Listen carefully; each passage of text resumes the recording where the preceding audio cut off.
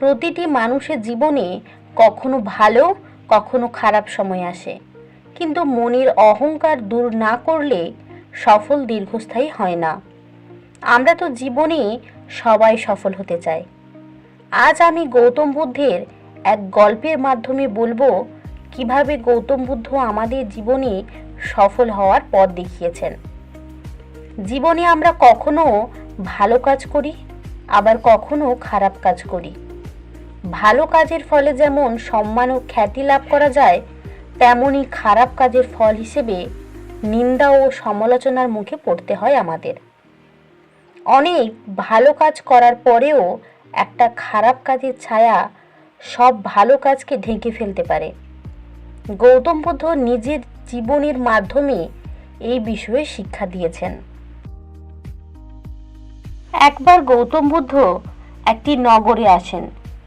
গোটা নগরের লোক তাকে দেখতে ও তার কথা শুনতে ভিড় করে আসেন। গৌতম বুদ্ধের দর্শনার্থীর মধ্যে ছিলেন এক ধনী শেঠ। সেই ধনী শেঠ বুদ্ধের জন্য অনেক ধনসম্পদ উপহার হিসেবে নিয়ে আসেন। তার সঙ্গে তিনি গৌতম বুদ্ধের মাধ্যমে রাজার কাছে একটি বার্তা প্রেরণ করার ইচ্ছা পোষণ করেন।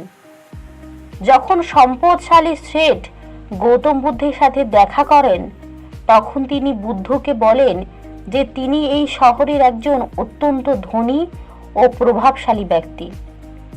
শেঠ আরও বলেন, আমি এই নগরের জন্য অনেক কিছু করেছি, অনেক স্কুল ও চিকিৎসা কেন্দ্র স্থাপন করেছি, এমনকি আপনি যে বহুমূল্য আসনে বসে আছেন তাও আমার তৈরি। বুদ্ধ চুপচাপ ওই শেঠের কথা শুনলেন। বুদ্ধ কোনো কথা বলছেন না দেখে শেঠ ফিরে যাচ্ছেন। তখন গৌতম বুদ্ধ তাকে বলেন, আমার জন্য যা যা এনেছেন তার সব এখানে রেখে যান, কোনো কিছু সঙ্গে করে ফেরত নিয়ে যাবেন না।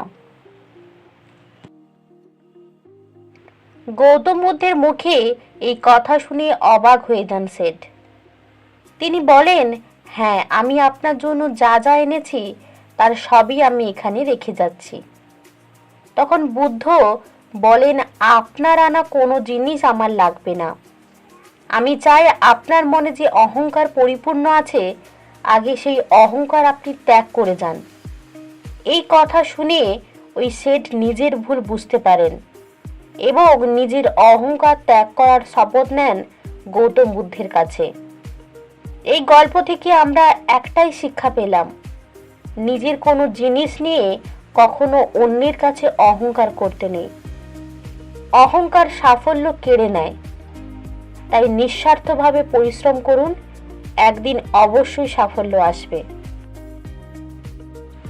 এই ভিডিওটি যদি ভালো লাগে অবশ্যই একটি লাইক করবেন, আর আপনাদের ভিডিওটি কেমন লাগলো তা কমেন্ট বক্সে জানাবেন।